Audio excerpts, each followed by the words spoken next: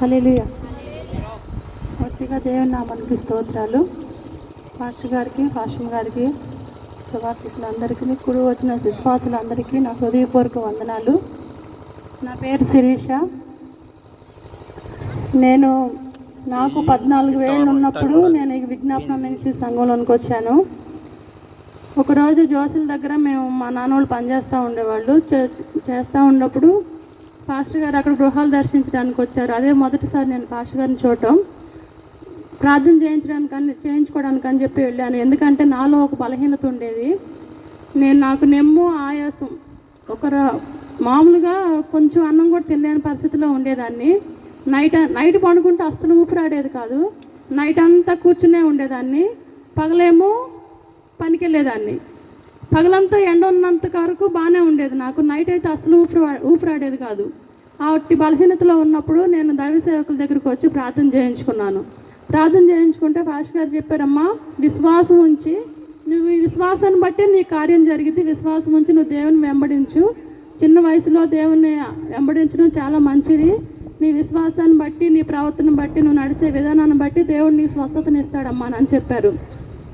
నేను అనుకున్నాను, విశ్వాసం అంటే ఏంటి, దేవుని వెంబడించి నా పని ఏంటంటే ప్రార్థనకు వెళ్ళడం. చిన్నప్పటి నుంచి వెళ్ళేదాన్ని ప్రార్థనకి, నామకార్థంగా వెళ్ళేదాన్ని. ప్రార్థనకి వెళ్ళడం, పాటలు పాడేంత వరకు ఉండడం, పాటలు పాడడం, ఇంకొచ్చేయడం, ఇంతవరకే నా పని. వాక్యం వినింది అయితే ఎప్పుడు లేదు. అయితే దైవ సేవకులు చెప్పిన మాట విని జోసుల దగ్గర నుంచి పేరాచర్లకు వస్తూ ఉండేదాన్ని.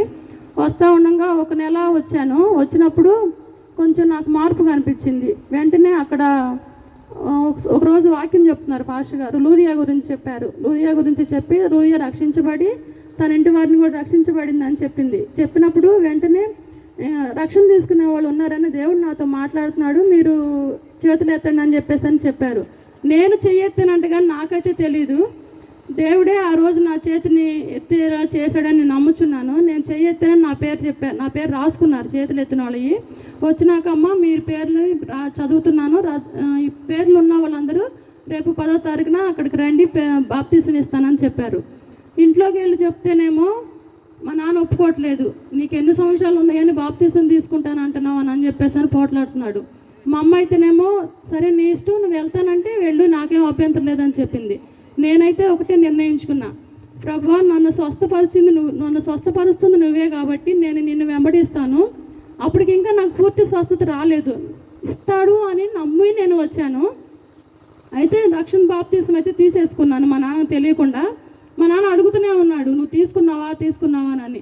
లేదు నాన్న నేను తీసుకోలేదని మా నాన్నతో చెప్పాను. అలా ఒక 5 సంవత్సరాల వరకు కూడా మా నాన్నకి నేను బాప్తీసం తీసుకున్నానని తెలియదు అనమాట. తెలియకుండా నేను అలానే నడిచాను. ఒకరోజు ఏం జరిగిందంటే ఇట్లాగే దైవ సన్నిధికి వస్తూ ఉన్నాను. మా నాన్న పాస్టర్ గారి దగ్గరికి వచ్చారు. అమ్మాయికి ఎన్ని హాస్పిటల్ తిప్పినా తగ్గట్లేదని చెప్పారు. తగ్గిద్ది, విశ్వాసం ఉంచి ప్రార్థన చేయించు అని చెప్పారు. ఒకరోజు ఇట్లాగే నేను హాస్పిటల్కి తీసుకెళ్ళాను. మా నాన్నకి దైవ సన్నిధికి రాడు, కాకపోతే దేవుడు అంటే విశ్వాసం ఉంది. ఒకరోజు నన్ను హాస్పిటల్ తీసుకెళ్తే డాక్టర్ గారు ఏం చెప్పారంటే, ఈ అమ్మాయికి విపరీతమైన నెమ్ము, ఆయాసం ఉంది, ఆ లోపలంతా పాడైపోయింది, ఈ అమ్మాయి బ్రతకడం కష్టమేను, కానీ నువ్వు నీ దగ్గర ఉన్నంత వరకు నువ్వు జాగ్రత్తగా చూసుకో, పెళ్ళి అలాంటివి ఏమొద్దు, పిల్లలు కూడా పుట్టరు ఈ అమ్మాయికని అని చెప్పేసి డాక్టర్ గారు చెప్పేశారు. 2 సార్లు గవర్నమెంట్ హాస్పిటల్కి అంబులెన్స్లో తీసుకెళ్లారు. నైట్ నాకు ఊపిరాడక నేను చనిపోయే పరిస్థితిలో ఉన్నప్పుడు 2 సార్లు తీసుకెళ్ళి అక్కడ పడేశారు. శవాల మధ్యలో నన్ను పడేసినప్పుడు నేను చాలా బాధపడ్డాను. ప్రభువా నీ సన్నిధికి వస్తే నువ్వు రక్షిస్తా అన్నావు కదా, నీ సాక్షిగా నేను బ్రతుకుతానయ్యా, నన్ను స్వస్థపరిచాయ్యా అని ప్రార్థన చేశాను. అప్పటి వరకు నేను రోగం కొరకు ఎప్పుడు కన్నీరు విచ్చి ప్రార్థన చేయాల. దైవ సన్నిధిలో అయ్యగారు చెప్పారు, నేను వెంబడించాలి అంతేగాని నా కొరకు నేను ఎప్పుడు ప్రార్థన చేయాలి. వచ్చేదాన్ని ఉదయాన్నే 7 వచ్చేసేదాన్ని మందిరానికి. అక్కడ ఏదైనా పని ఉంటే చేసేదాన్ని. మళ్ళీ సాయంత్రం 8 వరకు అక్కడే ఉండేదాన్ని. ఏదన్నా చిన్న పని, ఏ పని ఉంటే ఆ పని చేసి అందరూ వెళ్ళిపోయిన తర్వాత కూడా అక్కడే ఉండి అలా సన్నిధికి నడిచాను. ఎక్కడ ప్రార్థన ఉంటే పగలంతా అట్ల కంపెనీలో పనిచేసేదాన్ని. నైట్ ఏమో దైవ సన్నిధిలో ఇట్లా కుటుంబ ఆరాధనలు ఎక్కడుంటే అక్కడికి వచ్చేదాన్ని. అలా నడుస్తూ ఉండేదాన్ని అన్నమాట. అప్పుడు దేవుడు నన్ను స్వస్థపరిచాడు. ఎలా అంటే హాస్పిటల్ శవాల మధ్యలో ఒక పక్కన చనిపోయిన వాళ్ళని తీసుకెళ్తున్నారు, వాళ్ళ అమ్మోళ్ళు వచ్చి తీసుకెళ్తున్నారు, ఏడ్చి నేనేం పండుకుని ఉన్నాను. మా నాన్నకైతే నన్ను హాస్పిటల్కి తిప్పి విసుకొచ్చి నేను ఇంకా ఉంటానో లేదోనని ఆయనకి నమ్మకం లేదు. బ్రతికినంత కాలం ఆయన చూసుకోవాలన్న ఎవరికైనా ఆడపిల్ల ఇంట్లో ఉంటే బాధే కదా, ఇంకా బాధపడుతూ ఉండేవాళ్ళు. అప్పుడు దేవుడు నన్ను స్వస్థపరిచాడు. ఆ రోగం ఎటుపోయిందో తెలియదు, ఆయాసం ఎటుపోయిందో తెలియదు, సరిగా మాట్లాడిన పరిస్థితిలో ఉండేదాన్ని. నన్ను స్వస్థపరిచి దేవుడు ఏ విధంగా నిలబెట్టాడు. ఇంతే కదండి, నేను అలానే దైవ సన్నిధిలో నడుస్తూ ఉన్నాను. మీకు నాకు స్వస్థత వచ్చింది కదా, మంచిగా నడుస్తున్నాను కదా. అప్పుడు నేను కోళ్ళ ఫారంలో కూడా పనిచేశానండి. నేను 10th క్లాస్ ఫస్ట్ క్లాస్లో పాస్ అయ్యాను. కానీ మా పరిస్థితులు బాగాలేక నన్ను చదివించుకోలేక మా నాన్న నన్ను పనికి పెట్టేశారు. నా జీతం రోజుకు 40 రూపాయలు అండి. నా పని ఏంటంటే చచ్చిన కోళ్ళని ఏరే పని, ఫారంలో తిరుగుతూ చచ్చిపోయిన కోళ్ళని ఏరుతూ వాటిని లెక్క చెప్తూ ఉండాలన్నమాట. అది నా పని. అయితే అట్లాగే పని చేస్తూ ఉన్నాను. పాస్టర్ గారు ప్రార్థన చేసి, మా నీకు ఈ పని వద్దు, ఈ స్థితిలో దేవుడు నిన్ను ఉంచడు, నీ స్థితి వేరే ఉందమ్మా, నువ్వు నడువు ప్రార్థన చేయమని చెప్పారు. అక్కడి నుంచి మళ్ళీ అట్ల కంపెనీకి వెళ్ళాను. అప్పుడు కూడా మళ్ళీ వచ్చి ప్రార్థన చేయించుకున్నా, అయ్యా చాలా భారంగా ఉంది, ఆ పని చేయలేకపోతున్నాను అని. ఇది కూడా కాదమ్మా, నువ్వు కొంతకాలమే నువ్వు కష్టపడేది, దేవుడు నిన్ను ఆశీర్వదిస్తున్నాడు, నీ ఆశీర్వాదాన్ని నేను చూస్తున్నానమ్మా అని చెప్పారు పాస్టర్ గారు. అలానే నమ్మి దైవ సేవకుల మాట నమ్మి అలానే వెంబడిస్తూ ఉన్నాను. ఒకరోజు మా నాన్న ఎప్పటికప్పుడు ఒక సంబంధం తీసుకురావడం, పెళ్లి చేయడానికి పాస్టర్ గారి దగ్గర రావడం, వద్దు ఈ సంబంధం వద్దు, అమ్మాయికి ఇంకా దేవుడు సిద్ధపరచవలసినవి ఉన్నాయి వద్దని చెప్పడం. ఎప్పటికప్పుడు మా నాన్న ఇదే పని మీద ఉంటున్నాడు. ఒకసారి ఇంటి దగ్గరికి వచ్చి ఏడ్చాను, పాస్టర్ గారి దగ్గరికి వచ్చి ఏడిస్తే, నువ్వు మా నాన్న పిలిచి గట్టిగా, నేను దేవుడు నాకు బయలుపరిచినప్పుడు నేను చెప్తాను, అమ్మాయిని ఇబ్బంది పెట్టొద్దని చెప్పారు. ఒకరోజు సండే స్కూల్ పిలిచి పాస్టర్ గారు, నువ్వు సండే స్కూల్ నడిపించి ఇక్కడ అని చెప్పారు. అలానే నడిపిస్తూ ఉన్నప్పుడు మన ఇసాకు చిన్నబాబు తెలుసు కదా, పాస్టర్ గారు వాళ్ళ అబ్బాయి చిన్నబాబు, చిన్న పిల్లోడు. అప్పుడే చిన్నగా మాటలు వస్తేనే పిలిచి ఇట్లా మేము మాట్లాడుకునే సంభాషణ విని, శిరీష్ అక్కకి ఇలా కాదు పోలీసు వాడిని చేసుకునేది శిరీష్ అక్క అని చెప్పేసానని ఒక మాట అనేసి వెళ్ళిపోయాడు ఆడుకుంటూ. నేను కూడా పట్టించుకోలేదు, ఎందుకంటే చిన్నపిల్లలు సహజంగా అంటూ ఉంటారు, ఎవరు పట్టించుకోరు కదా. తర్వాత ఒక నెల అయినాక పాస్టర్ గారు ప్రార్థన చేసి అదే చెప్పారు, ఒక గవర్నమెంట్ ఉద్యోగస్తులను దేవుడు నీకు భర్తగా ఇవ్వబోతున్నాడమ్మా, కనిపెట్టి ప్రార్థన చేయమని చెప్పారు. అలానే నాకు స్వస్థతనిచ్చిన తర్వాత అనుకోకుండానే మా స్థితి చెప్పాను కదండి. ఇప్పుడు నా పని ఏంటి, సచ్చిన కోళ్ళని ఏరడం, లేదంటే అట్ల కంపెనీలో పని చేయడం, రోజుకి 40 రూపాయలు కూలి నా పని. ఆ స్థితిలో ఉన్న వాళ్ళు ఎవరైనా ఊహకైనా అందిద్దా ఒక గవర్నమెంట్ ఉద్యోగస్తులను ఒక పోలీస్ పొజిషన్లో ఉన్న అతను చేసుకుంటారని ఎవరు అనుకోలేదు, నేనైతే ఊహించలేదు కూడా. అట్టి పరిస్థితిలో దేవుడు నన్ను ఉంచుతాడని.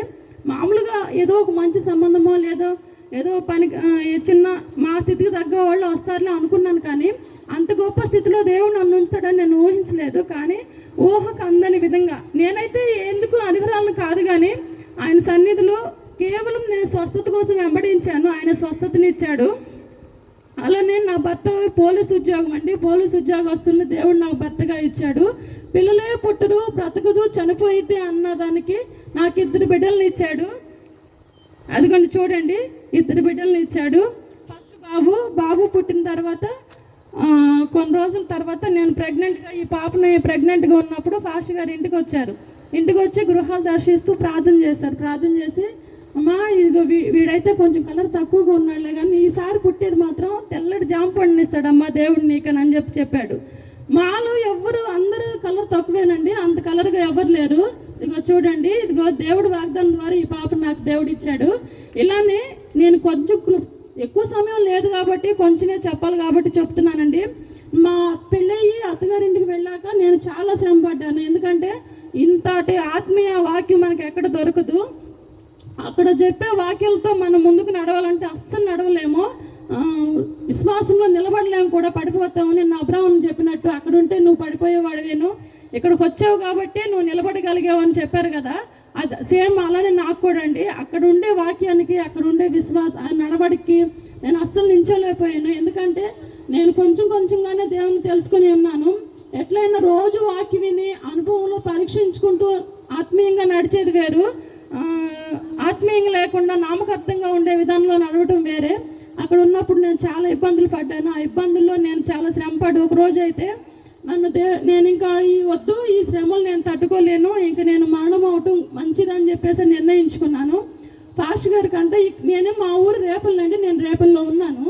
పాస్టర్ గారికి ఇక్కడ ఒకరు దేవుడు మాట్లాడుతున్నాడంటే వెంటనే లేచి నా పేరు చెప్పి శిరీష గురించి ప్రార్థించు, ఉపవాసం ఉంచి ప్రార్థించమని వెంటనే చెప్పారంట, సరే నన్ను దేవుడు బయలుపరుస్తున్నాడు కదా అని చెప్పేసి లేచి కొంచెం సేపు ప్రార్థన చేసి ఆమె అని చెప్తే, కాదు నువ్వు ఇంకా ప్రార్థించాలని పాస్టర్ గారిని కూడా పిలిచి ఆ రోజు నైట్ అంతా నా కోసం మొరపెట్టమని దేవుడు 2 గంటలు ప్రార్థన చేసిన తర్వాత ఆమె అని చెప్పి వేరే అంశం ప్రార్థన చేద్దామని వెళ్తే, కాదు నేను చెప్పేంత వరకు ఆమె కోసం నువ్వు ప్రార్థన చేస్తూనే ఉండాలని చెప్పానంట. కానీ ఆ రోజు దైవ సేవకులు నా గురించి ఇక్కడ కన్నీరు విడిచి ప్రార్థించారు కాబట్టి నేను మీ ఎదుట ఈ విధంగా నిలబడి ఉన్నానని నేను గొప్పగా సాక్ష్యం చెప్తానండి. ఎందుకంటే ఆ రోజు నేను మరణం అయిపోవాల్సింది, కానీ దేవుడు నన్ను దైవ సేవకుల ప్రార్థన వలన దేవుడు నన్ను ఈ విధంగా నిలబెట్టారు. ఎందుకంటే మనము రక్షించబడడం గొప్ప కాదులే, కానీ మన కొరకు మనం జీవించేటప్పుడు ఆత్మీయంగా జీవించేటప్పుడు ఎన్నో కష్టాలు లోటుపాట్లు వస్తూ ఉంటాయి. వాటిని ఎదుర్కోవాలంటే మనం వెనకాల ప్రార్థించే సంఘం ఎంతో ముఖ్యమండి. ప్రార్థించే సంఘం లేకపోతే మనము ముందుకు సాగలేము, దీవెనలు కూడా పొందుకోలేము. నేను ఇది అనుభవపూర్వకంగా చెప్తున్నానండి. అందుకనే దేవుని పనికి ముందుండండి, దేవుని చిన్న పైనైనా సరే ముందుండండి. ఎందుకంటే ఆయన సన్నిధిలో నేను చిన్ననాటి నుంచి నడిచినప్పుడు చిన్న పరిచర్య చేయబట్టి దేవుడు నాకు ఈ ఆశీర్వాదాలు ఇచ్చాడని నేను గట్టిగా నమ్ముతున్నానండి. అలానే మీరు కూడా మీ పిల్లల్ని చిన్ననాటి నుంచి సన్నిధికి పంపించండి, గొప్ప ఆశీర్వాదాలను పొందుకోమని ఈ సాక్ష్యం ద్వారా మీకు దేవుని నామంలో తెలియపరుస్తున్నాను. దేవుడు ఇచ్చిన సాక్ష్యం దీవించిన గాక. ఆమేన్.